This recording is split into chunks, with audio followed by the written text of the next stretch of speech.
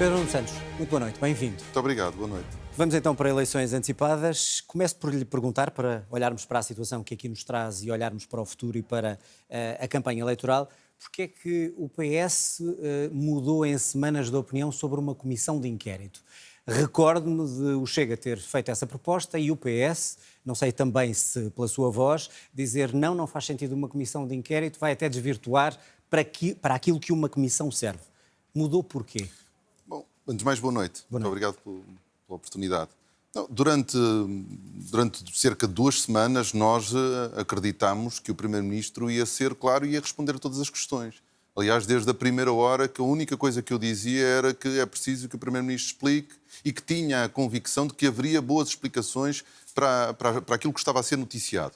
Ao fim de algum tempo, percebeu-se, depois também de 2 debates de moções de censura, percebeu-se que não iríamos ter as explicações cabais para todas as dúvidas que existiam e, a partir de determinada altura, já só uma comissão parlamentar de inquérito nos dava os instrumentos para nós podermos dissipar qualquer dúvida, qualquer suspeita. Não perguntas, como outras bancadas, outros partidos fizeram? As perguntas por escrita que o Primeiro-Ministro respondeu. Não, porque a partir de determinado momento nós precisávamos mais do que a mera resposta a perguntas orais ou escritas. Nós precisávamos de prova documental, nós precisávamos de poder inquirir testemunhas, porque a partir de determinada altura, depois de quase 2, 3 semanas sem respostas claras, inequívocas, não só às questões do Partido Socialista, nem só às questões dos outros partidos, mas todos os órgãos de comunicação social, era fundamental nós podermos ter um instrumento parlamentar que nos desse o acesso à informação e à prova documental para dissipar uma comissão de inquérito, dúvidas. e sabe isso melhor do que eu, e na altura falou disso,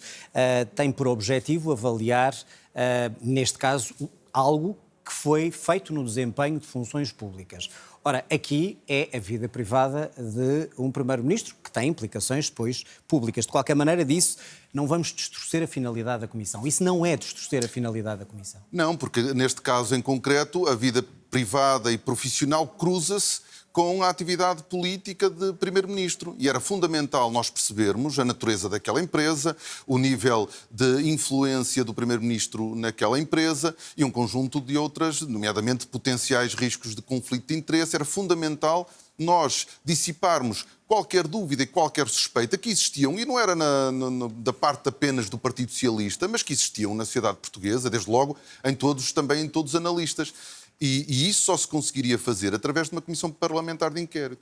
Ao contrário do que se diz, do que tenho ouvido, não era abrir um precedente. Quer dizer, nós tivemos uma comissão parlamentar de inquérito ao caso das gêmeas, que, direta ou indiretamente, atingiu o Presidente da República. E já há bastantes anos atrás, houve mesmo uma comissão parlamentar de inquérito também que Portanto, mudou de opinião pela falta de esclarecimentos do Primeiro-Ministro. Chegamos então à moção de confiança e nós sabemos, já o explicou, já disse várias vezes, que desde o início diria que não ia aprovar nem apoiar uma moção de confiança. A pergunta simples, na minha opinião, é porque é que não se absteve? Ou seja, poderia ter essa comissão de inquérito, tinha os esclarecimentos, esperava que o Governo continuasse em funções e se, na altura, a comissão de inquérito apurasse algo grave, os portugueses sabiam. Pelo contrário, não se abstém e chegamos a eleições. Era impossível nós votarmos uma comissão... Absteve.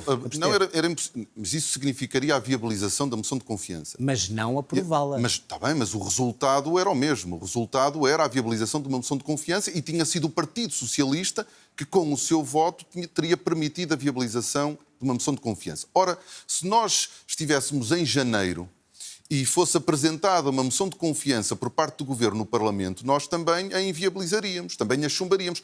E porquê? A moção de confiança pressupõe um grau de compromisso com a governação que o Partido Socialista nunca poderia ter. O Partido Socialista é um partido de oposição. Mas não acha que aqui há um bem maior? Deixe-me só terminar.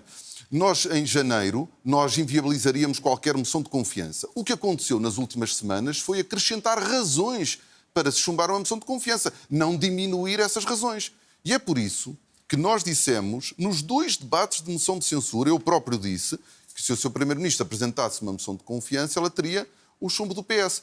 O PS nunca a pediu, nem nunca a exigiu. Mas eu falei de abstenção e não de aprovar. João, está bem, mas aí... Há uma diferença. Não há. Não há? Não há. Uma coisa é dar a confiança, outra coisa é abster-se. Não há porque, na prática, a nossa abstenção permitiria a viabilização da moção de confiança. O Partido Socialista, se em janeiro deste ano nunca poderia viabilizar uma moção de confiança, porque não estava comprometido com a governação, nem queria estar comprometido com a governação, muito menos depois do que aconteceu nestas últimas 3 semanas. Mas diga uma coisa, não há aqui um bem maior que é a democracia, a estabilidade em Portugal e o apuramento da verdade e apurar a verdade como querem. Só que essa responsabilidade não pode ser imputada ao partido que de forma ativa contribuiu para a estabilidade política no último ano. Quer dizer, nós permitimos a investidura do governo quando votamos contra a moção de rejeição do programa de governo. Nós viabilizamos a eleição do Presidente da Assembleia da República. Nós viabilizamos o Orçamento de Estado. Nós chumbamos 2 moções de censura.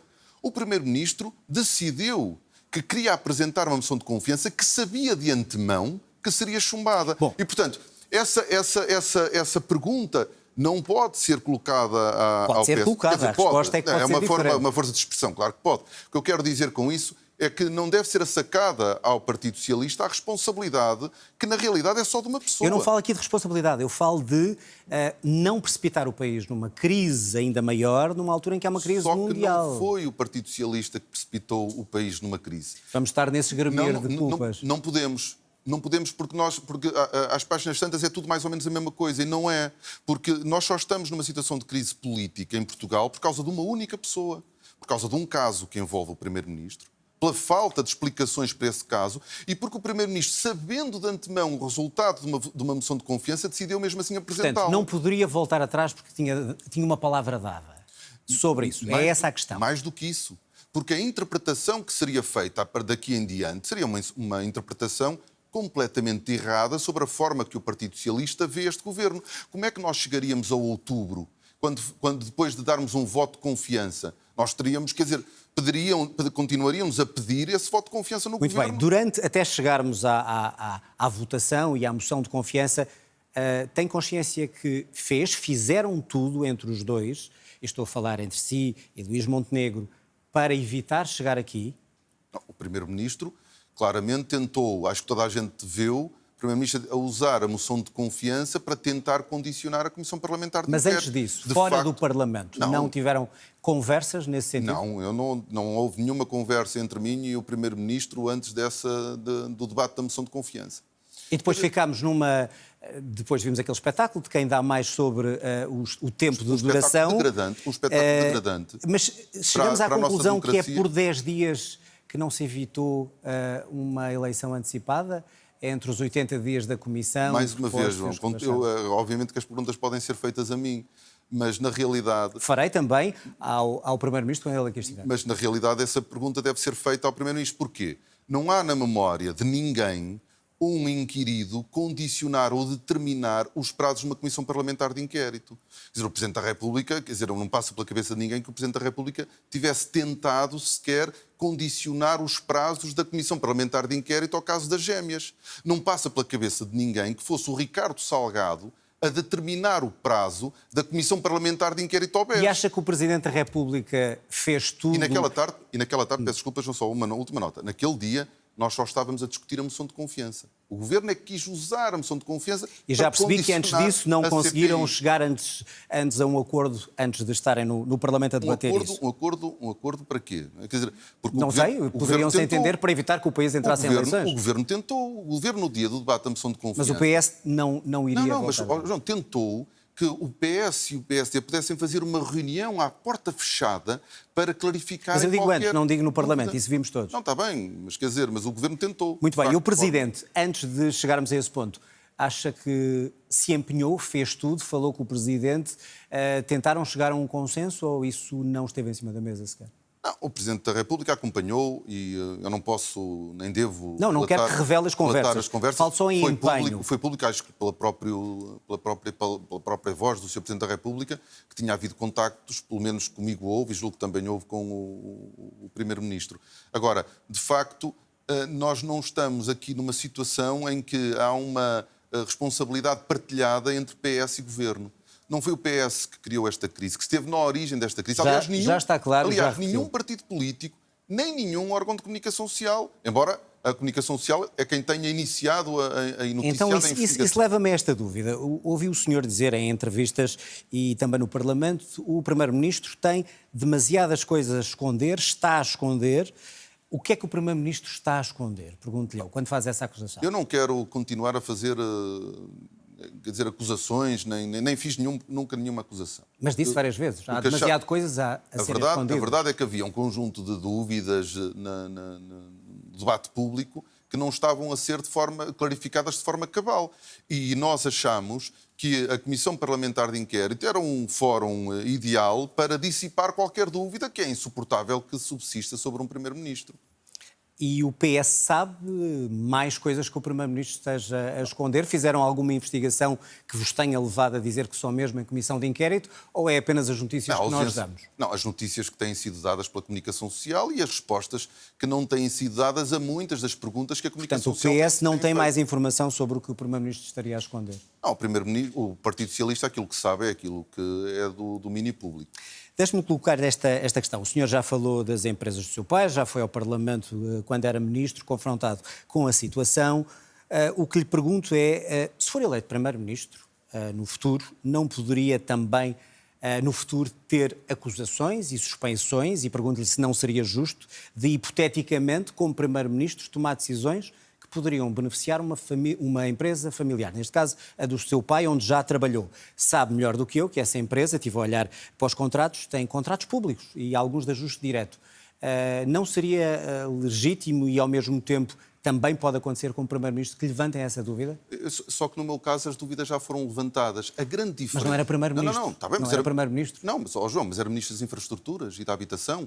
Houve não só um parecer do Conselho Consultivo da Procuradoria-Geral da República, como houve mesmo uma pronúncia do Ministério Público junto do Tribunal Constitucional sobre incompatibilidades que se verificaram que não existiriam. E no futuro, como é que evitava essa suspeição, se fosse levantada de novo? Nós não podemos fazer de conta que estamos a falar da mesma coisa. A empresa é do meu pai e do sócio dele, não é minha, não é da minha mulher, não é do meu filho. Eu não controlo nem a paternidade, nem a empresa para a qual eu não fundei, não arranjei sequer um único cliente para a empresa.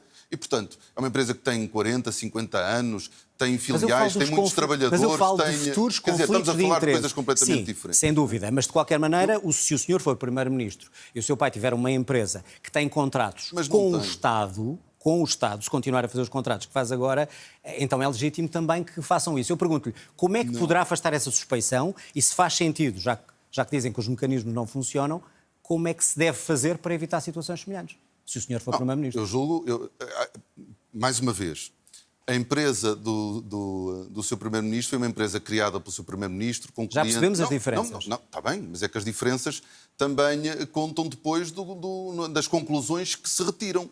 Eu não tenho forma de influenciar as decisões da empresa do meu pai e do seu sócio, como também não tinha, quando era Ministro das Infraestruturas, a capacidade de influência sobre as áreas com quem a empresa fez. Mas imagino que toma uma decisão como Primeiro-Ministro, o seu governo toma e o contrato é entregue ao seu pai. Depois admira-se que alguém levante uma suspeição. Não, mas isso a lei clarifica a forma... Portanto, chega ao que está. Isso clarifica. A lei resolve esses riscos de incompatibilidade ou dúvida. Para já, incompatibilidade não existe nenhuma, mas qualquer dúvida, obviamente, deve ser rapidamente removida. Deixe-me dizer porque eu tive essas dúvidas, essas perguntas, essa suspeição lançada comigo já ministro, e foi um caso não só escrutinado, como teve, como eu já aqui disse, a pronúncia do próprio Ministério Público no Tribunal Constitucional. Sendo diferente, nada altera no futuro, sendo Primeiro-Ministro e havendo uma empresa de um familiar próximo a ter contratos com o Estado. Não, vamos lá ver uma coisa. Naquilo que depender de decisões, se foram decisões que dependem do Primeiro-Ministro, obviamente que não participarei nelas. Mas quer dizer, nós estamos a falar de coisas completamente diferentes. É aquilo que o Primeiro-Ministro disse também que não faria agora. Não, só que a empresa do Primeiro-Ministro é uma empresa do Primeiro-Ministro, foi criada por ele, com clientes que foram angariados por ele, com clientes que só mantêm por causa dele. Não tem nada a ver com o facto de uma empresa que não é minha, não é da minha mulher, não é do meu filho. É do seu pai. Claro, está bem. Muito bem. A eleição...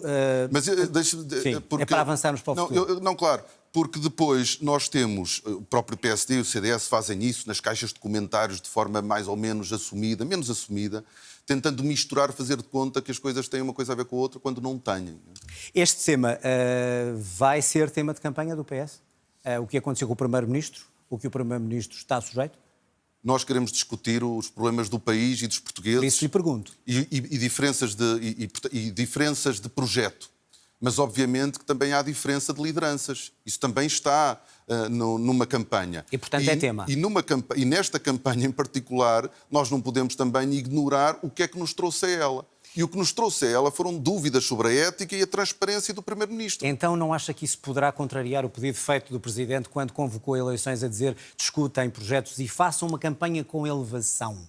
Mas eu acho que é possível fazer uma campanha com elevação sem deixar de falar de um tema que é muito importante, que é o da ética e o da transparência no exercício dos cargos públicos. E, portanto, esse é um tema que, não tendo de ser central ou de ocupar todo o espaço, é um tema importante, porque foi, aliás, esse tema que nos faz a todos ir para eleições. Vai ser tema de campanha e pergunto-lhe, eu digo-lhe isto porque... Mas não é por causa do PS, porque o senhor... é por causa do Primeiro-Ministro. Eu estou a falar da elevação que o Presidente pediu.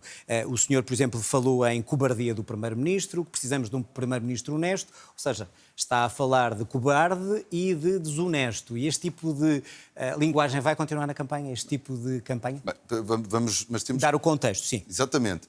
Porque aquilo que eu disse era de que a moção de confiança era uma forma de pedido de demissão cobarde, na medida em que era um pedido de demissão porque sabia de antemão qual seria o resultado da moção de confiança, mas não o assumia como tal. E foi nesse contexto que eu disse que era um pedido e que precisamos de um Primeiro-Ministro honesto. Cobarde. Não, isso eu acho fundamental, não é? Em qualquer ato eleitoral... Já vimos qual é o tom da campanha também que vai ter. Não, em qualquer ato eleitoral nós precisamos de Primeiros-Ministros honestos. E tivesse o Primeiro-Ministro, fala muito de que foi muito escrutinado, não sei de onde é que tirou essa ideia, porque tivesse o Primeiro-Ministro sido escrutinado como eu fui antes das últimas eleições e provavelmente não teríamos os problemas que temos hoje. Pedro Nuno Santos, vamos olhar para o futuro, mas antes queria só recordar-lhe que imagino que tenha lido com atenção a declaração de voto de Fernando Medina, seu camarada, deputado, e aquilo que ele disse também aqui à Antena 1.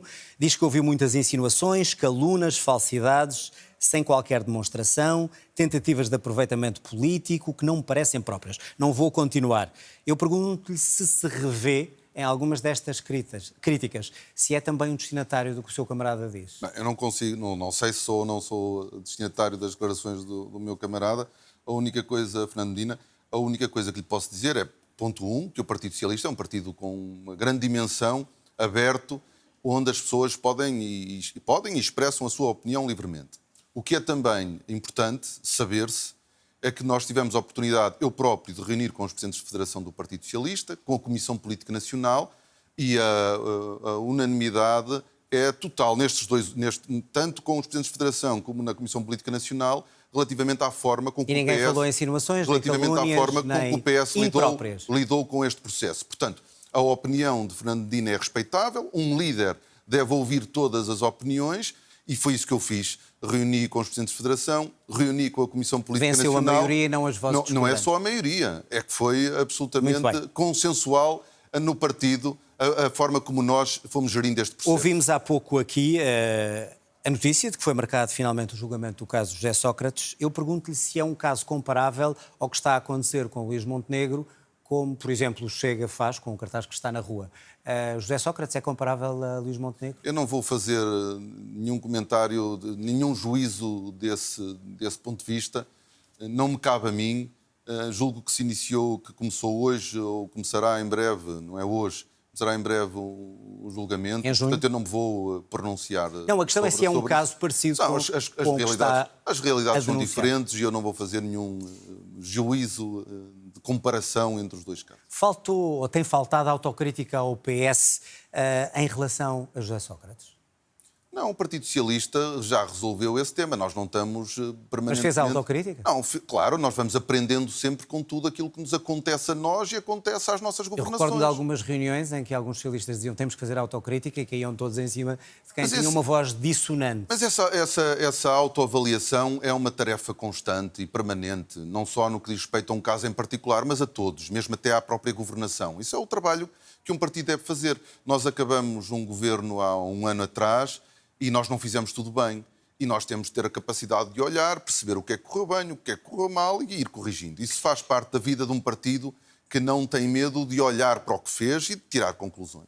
O que é que aconteceu, em sua opinião, à frase de António Costa, ou se ela ainda faz sentido, à política o que é da política, à justiça o que é da justiça?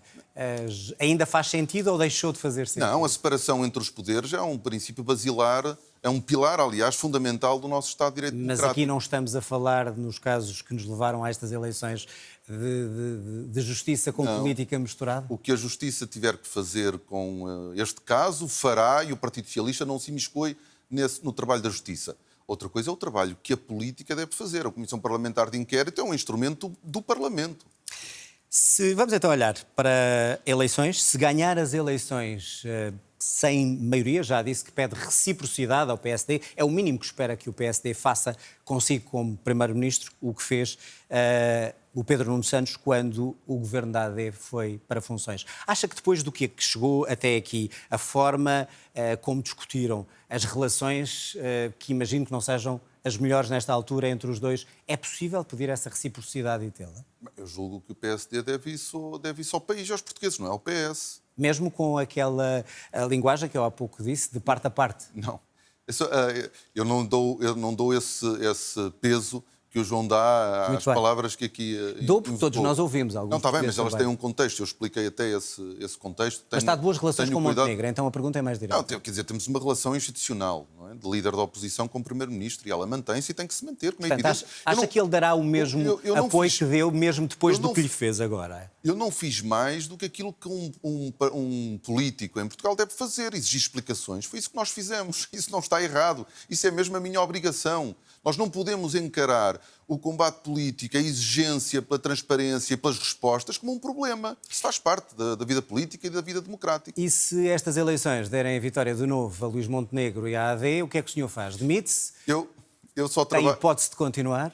Eu só trabalho num cenário de vitória e se quer que Sim, diga... isso é uma resposta clássica e típica, mas imagino que faça o plano B e o plano C com os seus consultores. Só trabalhamos mesmo no cenário de vitória e aquilo que eu tenho sentido dos portugueses, das ruas, dos sítios onde vamos, é que, de facto, o Partido Socialista tem fortes possibilidades de ganhar e é só nesse cenário que eu estou a trabalhar. Se não ganhar e se não houver maioria de esquerda, olhamos para o Parlamento, há também indicadores que mostram que é capaz de provavelmente não mudar.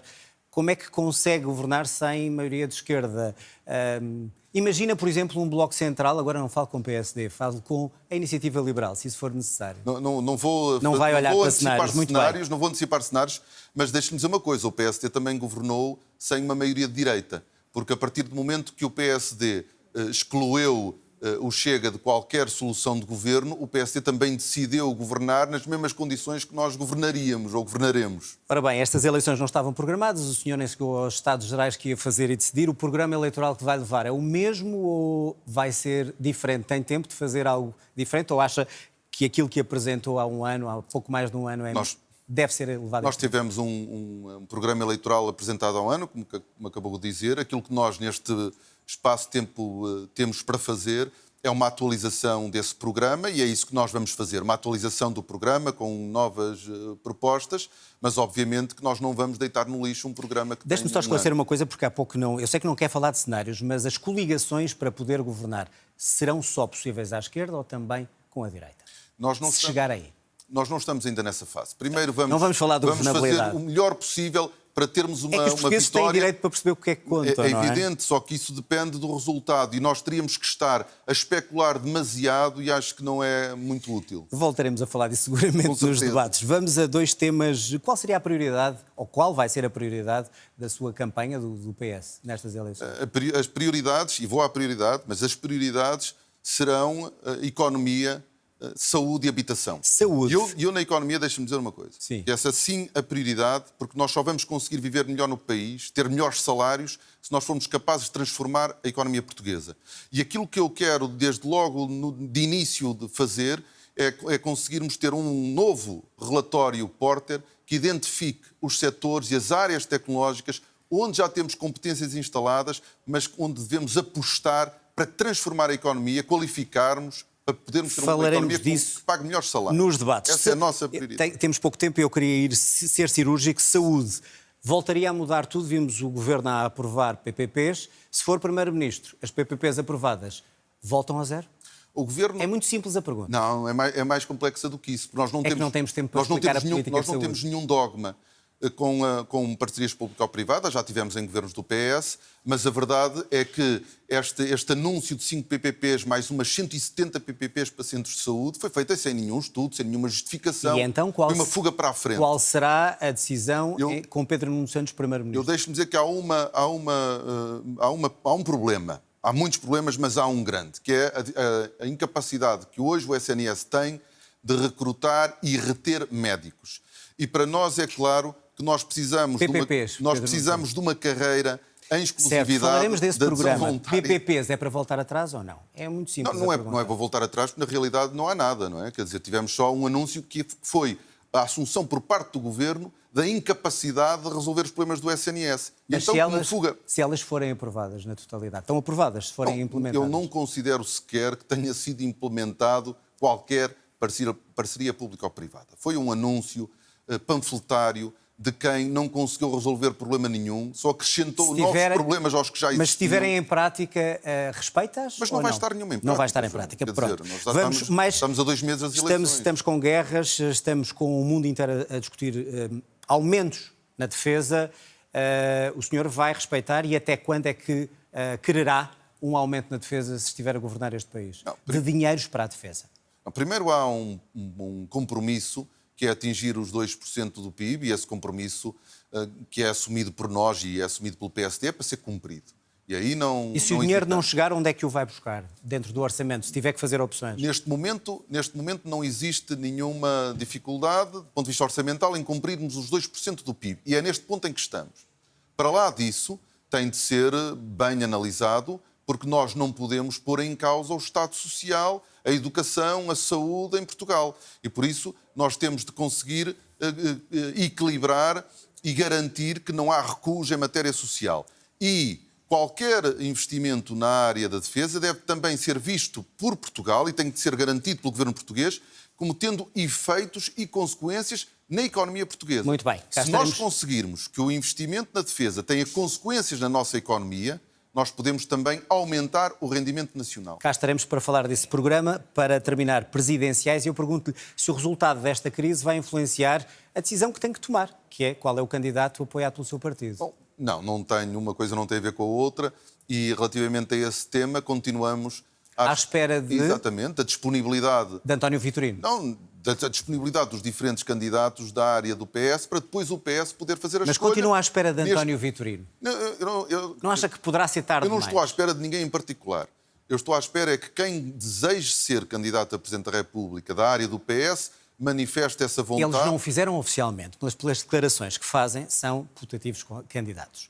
Eu pergunto-lhe... Tem que ter mais do que a ideia ou a notícia de que são putativos candidatos para depois podermos... E fala com eles, seguramente. Para depois podermos fazer uma escolha. E até que ponto é que esta crise veio criar uma vantagem para o Almirante Gouveia e Melo, atendendo que os políticos com esta guerra poderão, e algumas sondagens o mostram, estar a desiludir os portugueses? Poderá beneficiar o candidato Almirante? Em primeiro lugar, só há um partido político e um político responsável por esta crise e, portanto, eu não posso... Mas a percepção dos portugueses poderá ser... Mas temos que explicar às pessoas que a crise... Cá estaremos para explicar durante a campanha. Eu acho que as pessoas sabem porque é que há uma crise política... Beneficiou ou não, poderá beneficiar ou não o candidato Almirante? Eu não consigo aceitar essa ideia, porque eu não percebo sequer porque é que o Almirante possa beneficiar de uma crise política. Porque não é político. Mas não é político a partir do momento que decide ser candidato a Presidente da República, está a decidir ser político.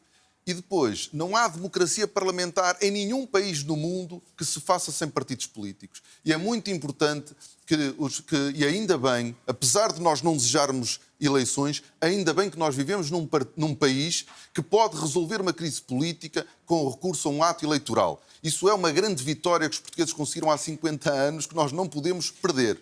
Portanto, acha que não vai beneficiar? Cá estaremos para ver isso. Eu espero bem que não beneficie... O Almirante, que obviamente não é candidato ou apoiado pelo Partido Socialista. Pedro Nuno Santos, muito obrigado, boa campanha e até aos debates ou mais entrevistas. Boa noite para si.